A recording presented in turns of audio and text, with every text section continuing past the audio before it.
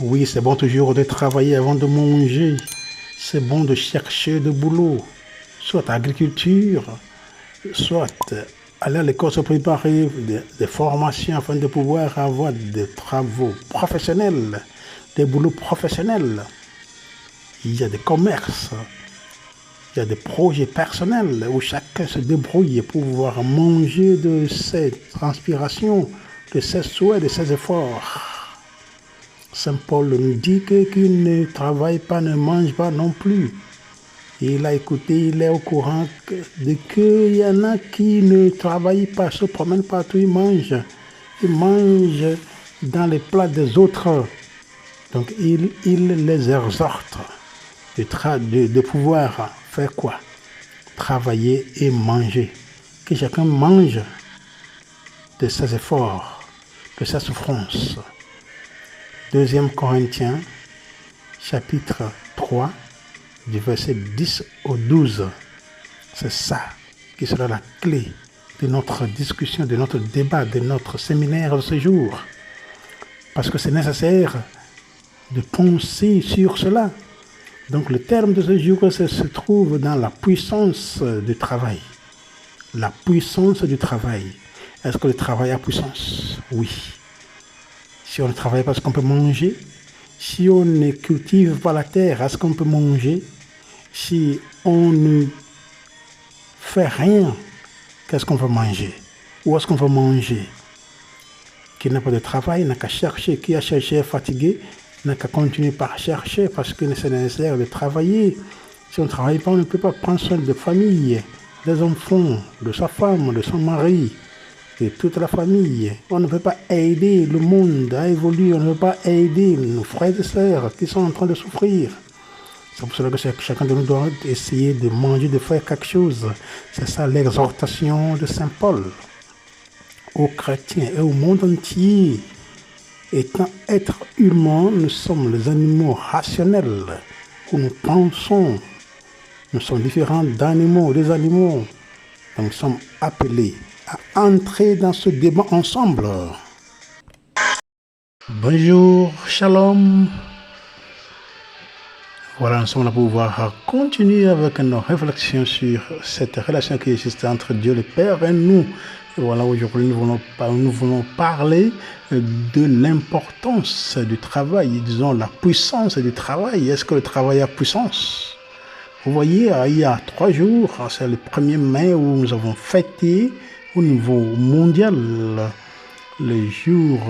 la journée internationale des travailleurs.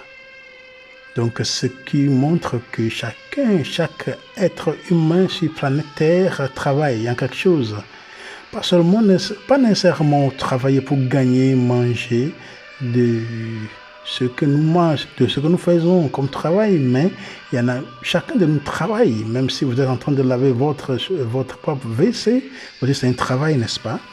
Oui, chacun de nous travaille, mais peut-être ce que nous considérons, c'est là où il y a la rémunération, où nous sommes payés, nous sommes salariés, voilà, ce qui est reconnu plutôt. Mais si on est dans notre propre ferme, bon, peut-être il y a beaucoup de variations dans le travail lorsque nous parlons de travail, parce qu'il y en a ceux qui sont agriculteurs, ils ont leur propre ferme où ils travaillent là-bas et de là ils vendent des choses pour pouvoir gagner.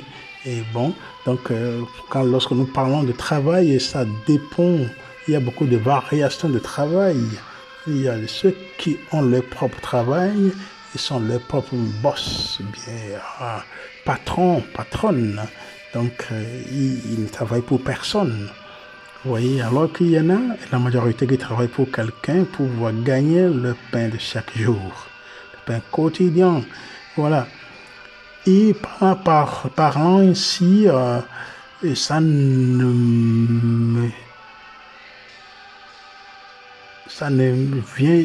s'est jamais passé dans ma tête de pouvoir définir ce que c'est que travail. c'est le moment où j'ai voulu parler de ce terme, que voilà, la chose est venue chez moi, dans ma tête, qu'il faut essayer de parler de ce que c'est que le travail, vous voyez. Donc le travail, comme définition, le travail est une force qui agit sur un objet, menant ce dernier à se déplacer, voilà. Ceci amène un transfert d'énergie, voilà. Parce qu'il y a quelque chose qui est en train de pousser quelque chose, n'est-ce pas? Même si c'est ma main est en train de toucher quelque chose, est en train de toucher quelque chose, de pousser quelque chose.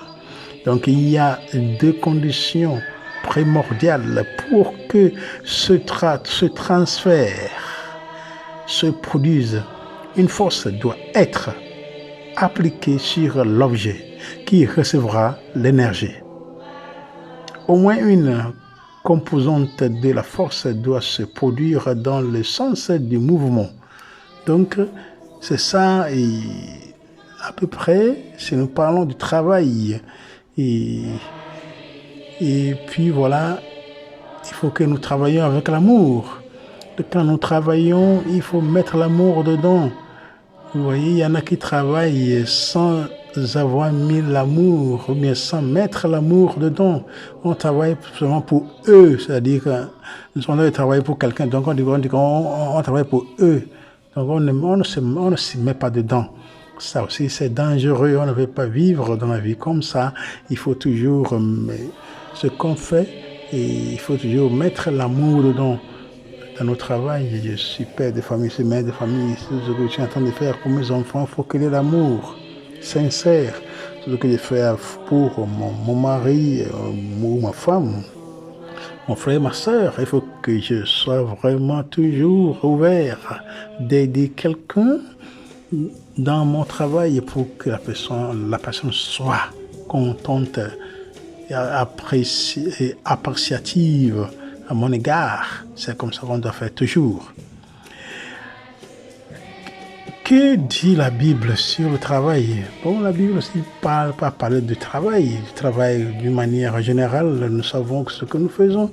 Et voilà ce que la Bible, vous savez, nous savons que la Bible a tout ce qui se passe dans ce monde. Donc si on s'accroche aussi un peu à la Bible, ça va nous montrer les bons chemins à prendre. Donc ce que la Bible dit de travail, qu'est-ce que la Bible dit sur le travail? Quelle est l'importance du travail, vous voyez, dans la vie du chrétien, dans la vie de l'homme? Vous voyez, si l'origine du travail, selon la Bible, remonte à la chute d'Adam du jardin d'Éden, c'est-à-dire, c'est à la sueur, comme on a dit, Genèse chapitre 3, verset 19. C'est à la sueur de ton visage que tu gagneras ton pain, jusqu'à ce que tu retournes à la terre dont tu proviens. Vous voyez, travailler n'est pas pourtant pas une punition, mais bien une bénédiction de Dieu. Il y en a qui travaillent, pensent que c'est une punition. Non, ils sont en train de travailler. Qui travaille pour quelqu'un, ils travaillent pour soi. On ne travaille pas seulement en l'air. Je suis en train de travailler, même si ce n'est personne qui vienne me voir en train de travailler, mais quand même, je m'y mets. Donc, c'est une bénédiction de Dieu parce que le grand travailleur, c'est lui-même, le Dieu le Père, créateur du ciel et de la terre. En effet, celui-ci est réalisé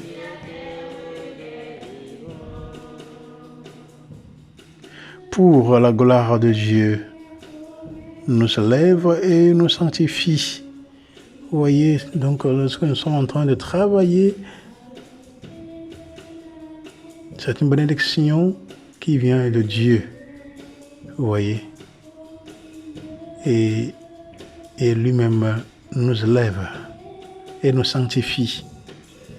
Donc le travail, qu'il soit réalisé dans un milieu professionnel, au sein de son foyer, ou dans l'univers associatif, quand il est vécu comme un don de Dieu, est porteur de nombreux bienfaits matériels et spirituels, et pour soi, pour son entourage, pour la société, pour sa famille, et également pour l'avènement de son royaume, quand il est offert à Dieu.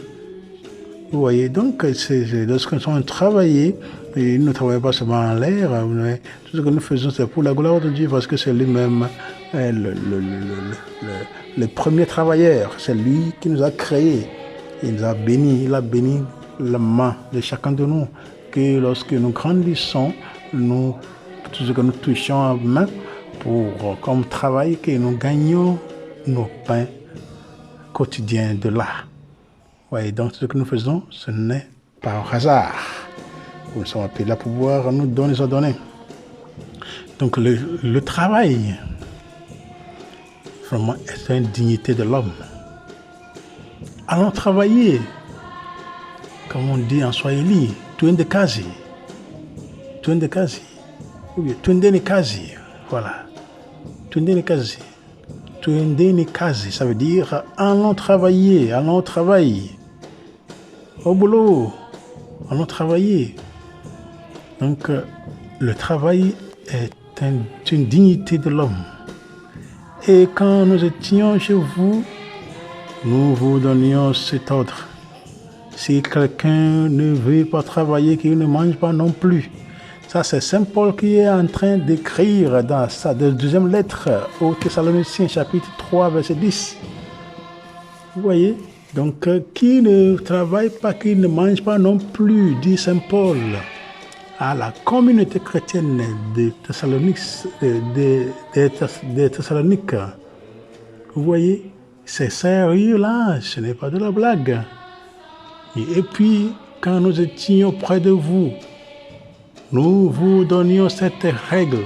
Si quelqu'un ne veut pas travailler, qu'il ne mange pas non plus. Saint Paul à la communauté chrétienne. Et quand nous continuons, or, nous entendons dire qu'il en est parmi vous qui mènent une vie désordonnée, ne travaillant pas du tout, mais se mêlant de tout. Cela, nous les invitons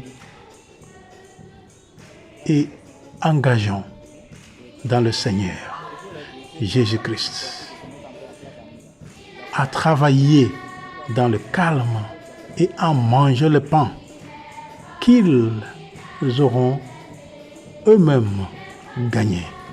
Vous voyez, lorsque vous mangez de ce que vous-même vous avez fait, vous serez content. Quand vous mangez ce que vous avez transpiré, vous avez essuyé, vous avez beaucoup travaillé, vous mangez de votre front. Mon frère, c'est doux. Si vous mangez quelque part, peut-être d'une manière que vous pensez que c'est moi je n'ai pas travaillé là-bas, je mange fatin, et voilà, est-ce que vous serez rassasié, content? Non, mais si vous avez travaillé vous-même, Saint Paul est en train de dire, d'inviter ceux qui sont paresseux, de pouvoir chercher quelque chose à faire dans leur vie, de pouvoir manger, de gagner de pain eux-mêmes. Et quand nous allons au Proverbe chapitre 12, verset 11, qui nous dit que qui travaille sa terre aura du pain à satiété, qui poursuit des chimères éteint et cervelé. Vous voyez?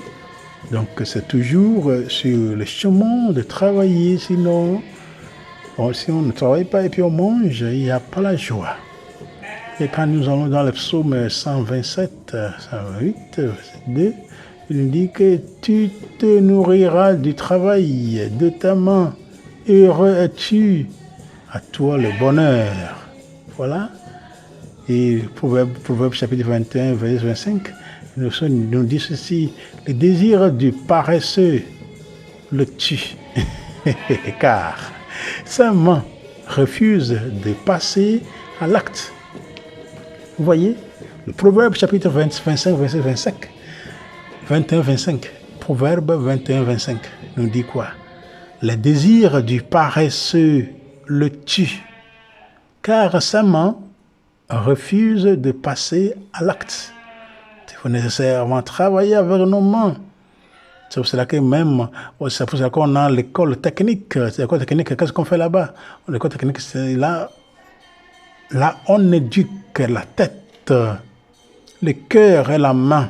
Donc ces trois éléments sont éduqués dans l'école technique, dans des écoles techniques où l'on finit peut aller chercher quelque chose à faire, même s'il n'y a pas moyen pour continuer avec les études. Avec le minimum qu'on a comme connaissance, on peut commencer par faire quelque chose, c'est ça. Et quand nous lisons Ecclésiaste 5:11, on dit que le travailleur dormira en paix, qu'il ait peu ou beaucoup à manger, alors que, rassasié, le riche ne parvient pas à dormir. Vous voyez? Donc il y a beaucoup de choses autour du travail ici. Et nous travaillons, l'importance, la puissance que le travail a, que nous sommes en train de découvrir. Il faut savoir que le travail est un don de Dieu. C'est ça. Le travail est un don de Dieu. Le Seigneur a donné le travail dès la naissance. Il a béni nos mains. C'est ça. Je suis en train de répéter cela.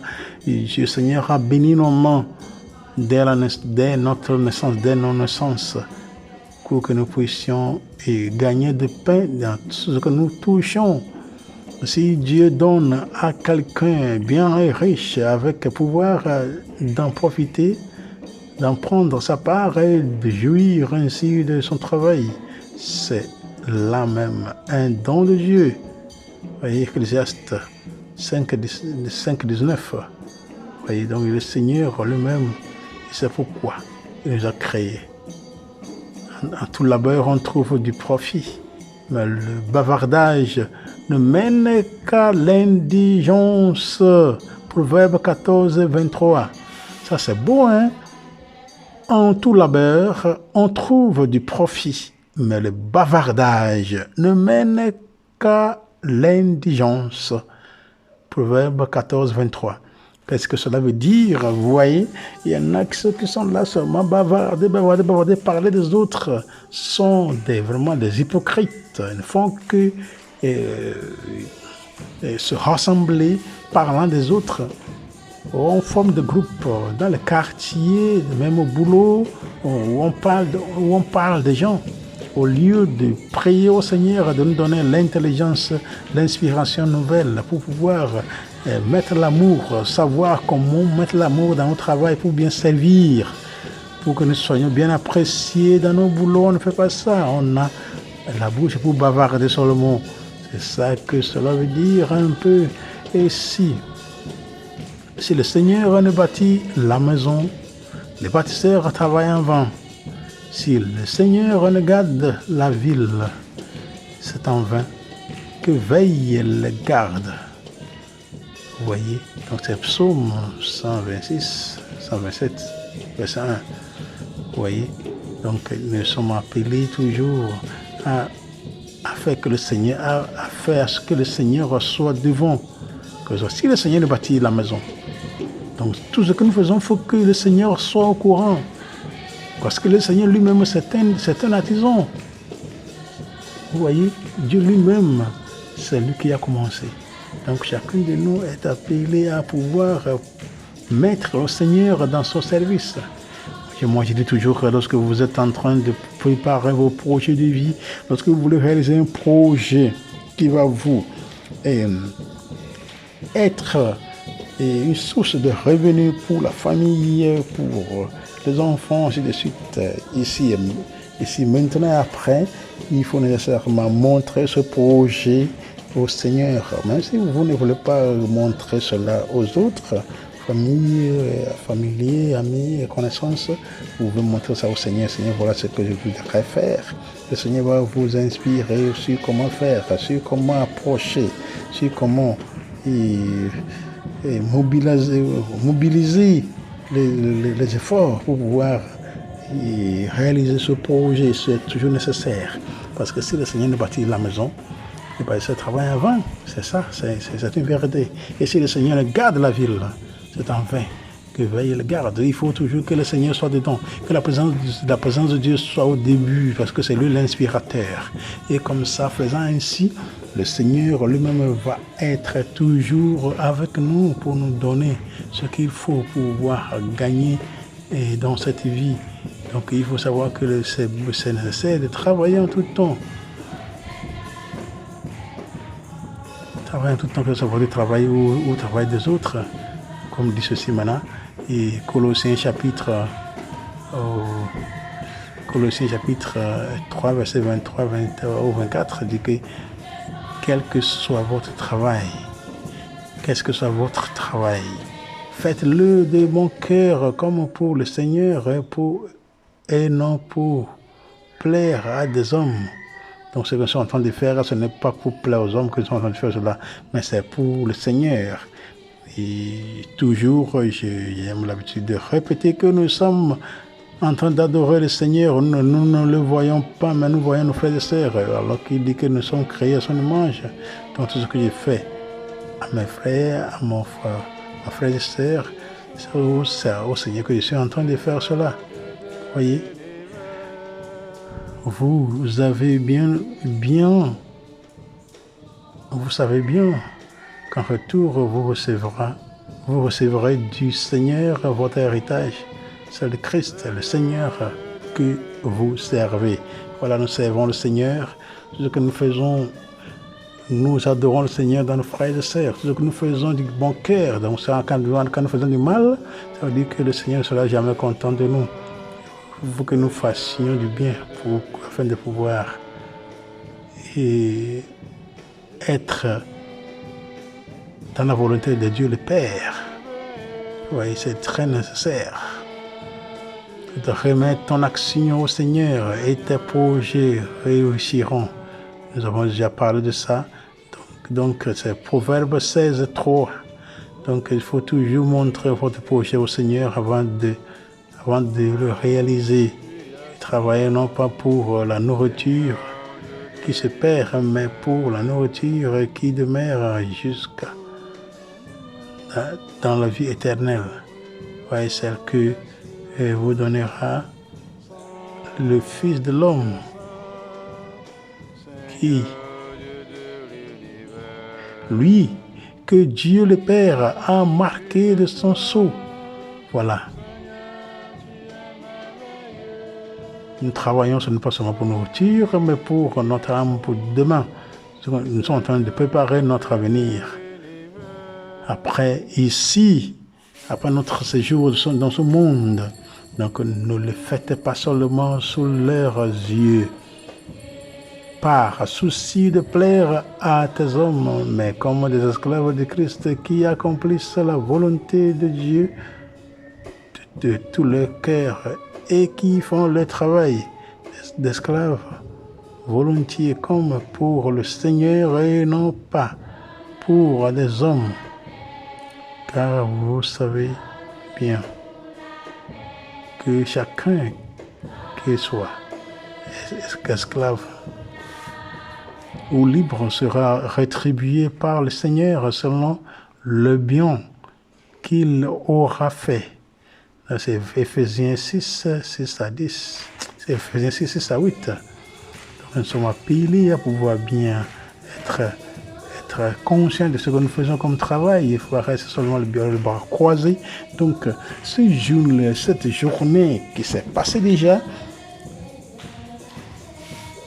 et c'est comme un mise à pied à tout un chacun de nous pour pouvoir nous restituer, pour pouvoir nous convertir, surtout ceux qui ne veulent pas travailler. Quand vous allez dans certains foyers, il y a les hommes qui travaillent, les femmes ne veulent pas travailler. Et vice-versa. Des fois, c'est la femme qui travaille, l'homme ne travaille pas. Vous voyez, c'est la femme qui travaille, l'homme ne travaille pas. Donc l'un prend soin de la famille et qui devient un poids. Si c'est une maladie, si c'est dans le cas de maladie, ça c'est compréhensible. Mais si c'est que tout le monde est bien portant, mais l'un ne veut pas travailler, Bon, j'étais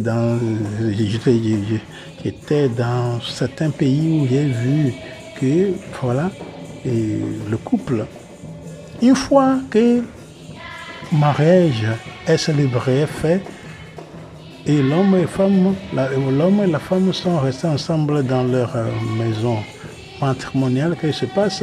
La femme qui travaillait avant, elle a laissé de travailler. Elle a cessé de travailler en espérant que l'homme amène l'argent, amène le salaire pour faire des choses. Oui.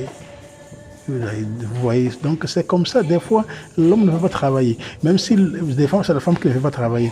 Même si l'homme veut lui donner l'argent pour faire commerce un peu pour aider la famille, la femme ne veut pas. Des fois, c'est la femme qui travaille. Si la femme veut essayer qu'à ce que l'homme trouve un boulot pour pouvoir aider comme homme de la famille, des fois, aussi, c'est la même chose. Donc, vice-versa, et il y en a qui ne veulent pas aucunement travailler pour pouvoir aider.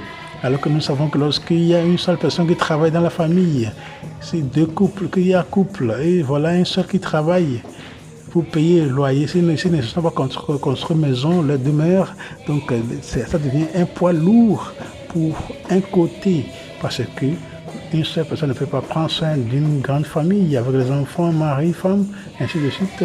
On ne peut pas, c'est lourd. Vous voyez donc, nous sommes la bienvenue à pouvoir nous convertir pour travailler. Donc l'importance de travailler, c'est que si on ne travaille pas, on ne mange pas. Si on ne travaille pas, on ne mange pas non plus, nous dit Saint Paul. Deuxième lettre de Saint Paul aux Corinthiens. Deuxième lettre de Saint Paul aux Thessaloniciens, chapitre 3, du verset 10 à 12. Vous voyez? Donc, qui ne veut pas travailler ne mange pas non plus. Et nous sommes invités aussi, invités à manger de nos propres sueurs. Dans le sueur, notre propre transpiration, lorsque nous avons transpiré de notre front, oui, de nos efforts. Je mange de mes efforts. Chacun mange de ses efforts. Je travaille, donc je mange. Vous voyez, si vous ne travaillez pas, vous mangez, donc vous devenez voleurs. Se promenant de maison en maison, d'année en année, avant de pouvoir se soulager au niveau de nos nourriture. Quand est-ce que ça va? Où est-ce que cela va? Si on commence, si on vit de cette manière-là, donc c'est la puissance du travail, c'est ça. Qui ne travaille pas ne mange pas non plus. Il faut travailler afin de pouvoir bien manger. Travailler pour gagner, pour penser de sa famille. C'est ça même. Donc, la puissance est là. La puissance du travail est là. C'est la magie. La magie du travail, c'est ça. On travaille et puis on mange. On mange, on a la force pour travailler. Donc il ne faut pas oublier la dignité de l'homme qui continue toujours à continuer, qui continue dans la continuation de nos efforts pour pouvoir améliorer la création de Dieu, parce que l'homme est le co-créateur avec le Seigneur. L'homme est le co-créateur de l'univers avec le Seigneur. Donc ce qui se passe, Dieu est au courant, il sait. C'est pour cela qu'il faut faire attention toujours. Il faut prier au Seigneur, il faut lui montrer nos projets de vie, car il connaît le plan, le projet qu'il a sur notre vie. Comme nous dit Jérémie 29, 11 à 13, Dieu connaît le plan, il sait le plan qu'il a sur notre vie. Donc, il faut que nous fassions d'efforts afin de pouvoir entrer dans sa présence, afin de pouvoir entrer dans son être, pour être inspiré par lui, pour pouvoir bien marcher main dans la main avec le Seigneur. Merci beaucoup d'avoir écouté. Et il ne faut pas oublier de continuer par chercher de beaux boulots Même si c'est difficile de chercher, il faut toujours chercher et faire de meilleur. Il faut essayer d'investir. D'investir comme ça, vous allez être vos propres patrons et patronnes. C'est ça. Donc, merci beaucoup d'avoir prêté attention. Que Dieu continue par vous bénir. Oui, et que Dieu continue par vous bénir. Que la cour céleste continue par intercéder pour vous et que vous ayez votre foi en Dieu augmentée. Il ne faut pas. Désolé, il ne faut pas oublier de vous abonner, commenter, partager la vidéo pour que tous aient d'accès pour pouvoir écouter, suivre ce qui est dans ce séminaire. Merci beaucoup. Merci et merci bien pour tout le déblocage que vous aurez, surtout au niveau professionnel, au niveau financier. Shalom, shalom, shalom.